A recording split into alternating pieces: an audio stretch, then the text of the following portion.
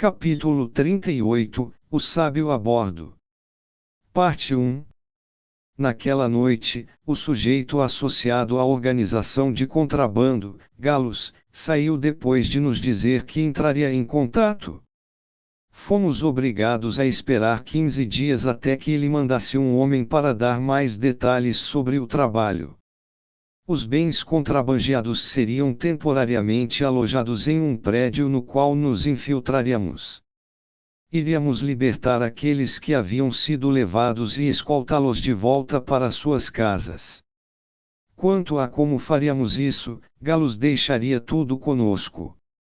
A informação era vaga e o plano parecia desleixado. Ainda assim, éramos apenas espadas contratadas. Tudo o que precisávamos fazer era cumprir nossa missão. Havia algum perigo envolvido, então decidimos que apenas Ruigerd e eu cumpriríamos a missão. Eris ficaria para trás, na pousada. Já era a meia-noite do dia da operação. A lua sequer era vista. O lugar em questão era um pier localizado na orla do porto. Estava assustadoramente quieto, o único som era o eco das ondas do oceano. Uma figura suspeita estava perto de um barco pequeno, com um capuz abaixado sobre sua cabeça para esconder seus olhos.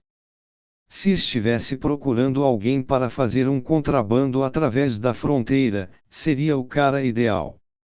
Assim como tínhamos combinado em nossa reunião anterior, entreguei Ruigerd para ele. De acordo com as instruções, as mãos do Superd estavam algemadas atrás dele. Um contrabandista tratava qualquer um com quem lidava como um escravo. O transporte de escravos custava 5 moedas de minério verde, mas estaríamos isentos. O fato de Galos ter nos pago adiantado não mudou a maneira como estávamos sendo tratados.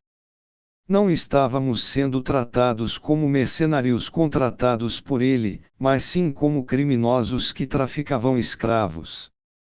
Certo, vou deixar tudo em suas mãos. O contrabandista não disse uma palavra. Ele apenas acenou com a cabeça, guiou Ruigerd para o barco e colocou um saco na cabeça do Superd. O barco tinha um único barqueiro, mas havia muitos outros a bordo com sacos na cabeça. A julgar por suas alturas, não havia nenhuma criança. Assim que Ruigerd estava seguramente a bordo, o contrabandista deu um sinal ao barqueiro. Este último, que estava sentado à frente de seu pequeno veleiro, entoou um feitiço. O barco começou a navegar sem fazer barulho, deslizando pela água na escuridão da noite. Eu não consegui ouvir as palavras claramente, mas parecia ser um feitiço da água que criou uma corrente para os impelir adiante. Era algo que eu também poderia fazer. O barco moveu-se em direção a um navio mercante ancorado em mar aberto, para onde os escravos foram transferidos para serem despachados no início da manhã. Mesmo de seu lugar no barco menor, Ruigerd continuou olhando para a minha direção o tempo todo. Ele sabia exatamente onde eu estava, apesar do saco em sua cabeça. Enquanto via isso, escutei Goodbye My Lover tocando ao fundo de minha mente. Não, espera, não? Ele não era meu amante. E, de qualquer maneira, não era um adeus, isso seria apenas temporário. No dia seguinte, vendi o lagarto no qual cavalgamos no ano anterior. Ele havia nos carregado desde a cidade de Recarizo até onde estávamos, e era confiável o suficiente para que eu desejasse levá-lo para a região de Fitoa conosco, mas custaria muito caro para o levar junto. Além disso, no continente Miles, poderíamos usar cavalos. Os cavalos deste mundo eram rápidos e sua resistência estava em um nível totalmente diferente. Não precisávamos mais montar o lagarto. Eris colocou os braços em volta do pescoço do animal e deu alguns tapinhas. Não trocaram palavras, mas foi uma despedida triste. A montaria cresceu apegada a ela.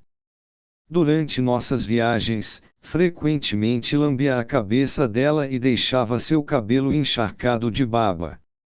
Não poderíamos continuar chamando-o de lagarto para sempre. Devíamos, no mínimo, nomeá-lo. Certo, de agora em diante seu nome será Galahad, decidi. Galahad, um homem do mar que ansiava por mais companheiros humanos. Este é realmente obediente. Você deve ter o treinado muito bem durante suas viagens, hein? O comerciante que lidava com lagartos ficou impressionado. Suponho que sim. Foi Ruigerd quem o treinou. Não que ele fizesse algo especial, mas certamente havia uma dinâmica de mestre e servo entre o homem e Galahad. O lagarto devia ter percebido quem era a pessoa mais poderosa do nosso grupo. Por outro lado, o animal não gostava nem um pouco de mim e me mordeu várias vezes. Sim, pensar nisso só me irritou. Ah, exatamente o que eu esperaria do mestre do canil do fim da linha. Isso fará ele valer um pouco mais. A maioria das pessoas trata esses caras muito mal, e isso torna meu trabalho de retreiná-los muito mais difícil. O comerciante era da tribo Rugunia, uma raça de homens com cabeças de lagarto. No continente demônio, os homens lagarto treinavam os lagartos. É natural que se trate os companheiros gentilmente enquanto viajam juntos.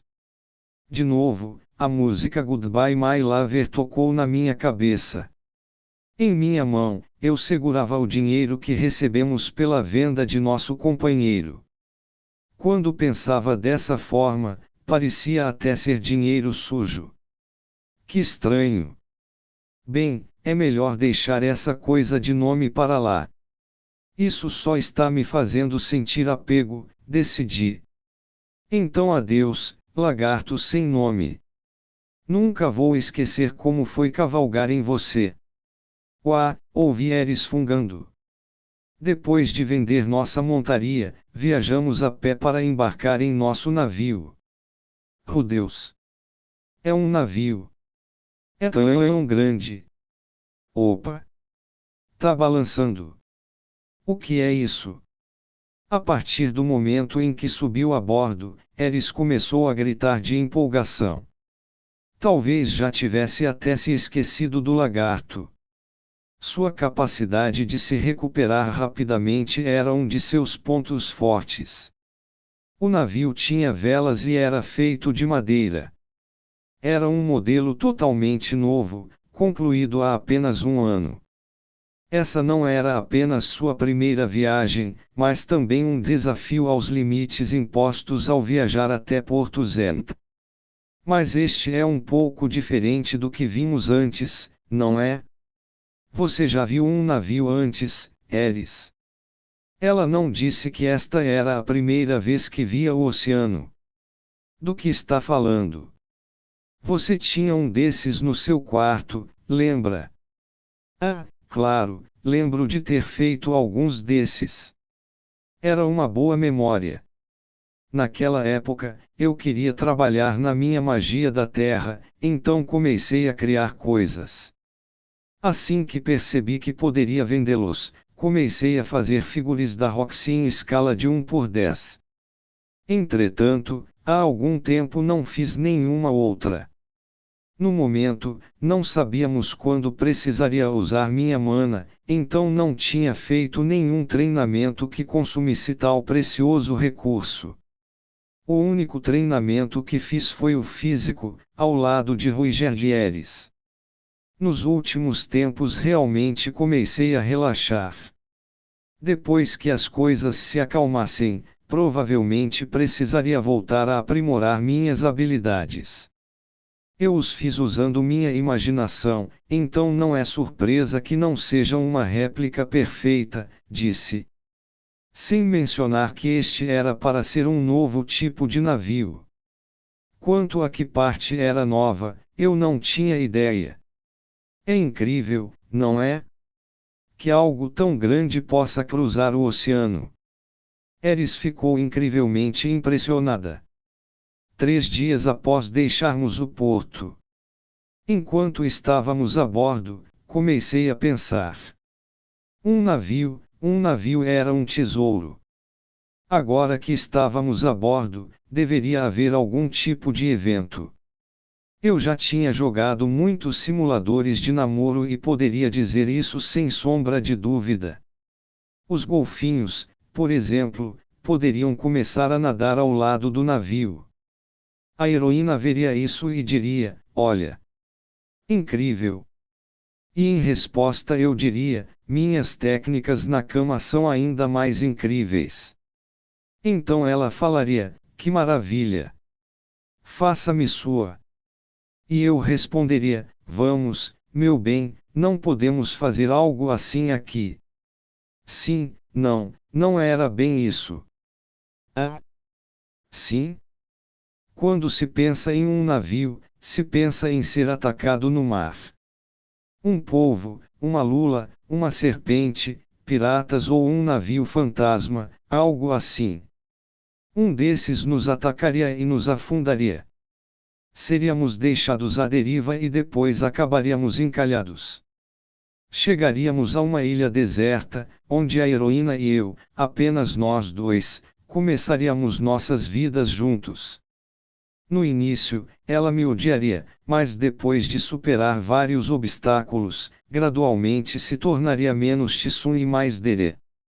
Além disso, havia apenas uma coisa para um homem e uma mulher presos em uma ilha deserta fazerem juntos. A troca de olhares, o calor febril. 2 jovens de sangue quente, começando a suar em meio ao eco das ondas do mar. Depois, desfrutaríamos do nascer do sol juntos. Um paraíso só para nós dois. Sobre a questão de um ataque de polvo, o destino da heroína já estava selado. Ela seria atacada por vários tentáculos, mais do que se pensaria que um polvo de 8 tentáculos poderia possuir, e depois a suspenderia no ar. Seu corpo se contorceria como se estivesse em agonia. A criatura a envolveria com seus tentáculos e mergulharia sob suas roupas. Seria o maior espetáculo de todos, que faria uma poça de suor nas palmas de suas mãos. Uma visão da qual não se conseguiria desviar os olhos, nem mesmo por um segundo. A realidade, entretanto, era cruel. Eris estava sentada na cabine com o rosto pálido e um balde na sua frente. Sua empolgação com a primeira viagem de barco rapidamente se transformou, no meio do caminho, em náusea. Eu me perguntei por que ela ficava bem cavalgando em cima de um lagarto, mas de alguma forma não tinha estômago para um navio. Como alguém que nunca sentiu enjoo, eu não conseguia compreender. Embora houvesse uma coisa que pudesse dizer, por mais brando que fosse o balanço do navio, não parecia aliviar o sofrimento de quem ficava enjoado. No 4º dia, um polvo apareceu. Pelo menos, foi isso que eu presumi que fosse. Era de uma cor azul marinho, surpreendente e extremamente grande. Por azar, não conseguiu capturar nenhuma garota. Em vez disso, foi abruptamente despachado por um grupo de guarda-costas de ranking S. Não deveria haver nenhuma missão de escolta disponível. Se houvesse, eu a teria pego na mesma hora. Perguntei a um comerciante próximo, que me informou que esse pessoal era especializado em escolta de navios. O nome do grupo era Aqua Road. Aparentemente tinham um contrato exclusivo com a Guilda dos Armadores, e seu trabalho principal era atuar como escoltas marítimas. Como resultado, se especializaram em despachar qualquer uma das criaturas que pudessem aparecer em nossa rota. No final das contas, não haveria nenhuma cena emocionante de tentáculos. Que pena!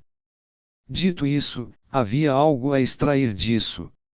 Eu me afastei e os observei lutar, apenas para o caso de algo acontecer, então vi a maneira como lutavam em grupo. Para ser honesto, chorei de tanto rir quando vi seus pontos fortes individuais pela primeira vez. O espadachim lutando em sua vanguarda era forte, mas não tão forte quanto Ghislaine. Aquele que atuava principalmente em desviar os ataques do inimigo e chamava a atenção também era um guerreiro forte, mas nada parecido com Ruigerd. Na retaguarda estava quem parava o povo, um mago que certamente era mais fraco do que eu. Fiquei desapontado. Era realmente assim que um grupo de ranking S deveria ser. Achei que a maioria das pessoas neste mundo era muito forte, mas essas não eram tão impressionantes quanto imaginei. No entanto, rapidamente cheguei a uma conclusão diferente. Eles eram um grupo de ranking S. Eu não deveria ter olhado para seus pontos fortes individualmente, mas sim como trabalhavam como uma equipe. Mesmo não sendo tão fortes, ainda conseguiram derrotar aquele povo enorme. Mesmo não sendo tão fortes, ainda assim chegaram ao ranking S. Era isso que importava. Cada pessoa cumpria seu papel dentro do grupo e era assim que demonstravam tal poder como equipe. Trabalho em grupo era isso. Era o que faltava ao fim da linha.